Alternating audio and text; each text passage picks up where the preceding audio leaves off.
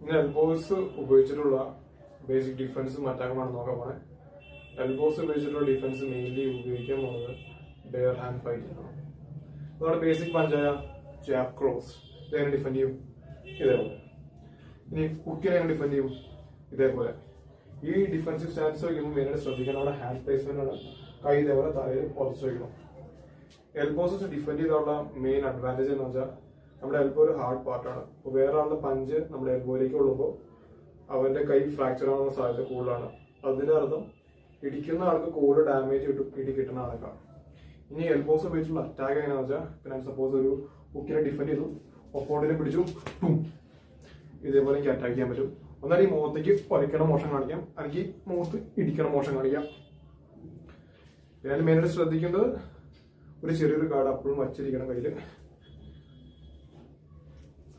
ഇതാണ് basic attack and defence pattern elbows ഉപയോഗിച്ചിട്ടുള്ളത്.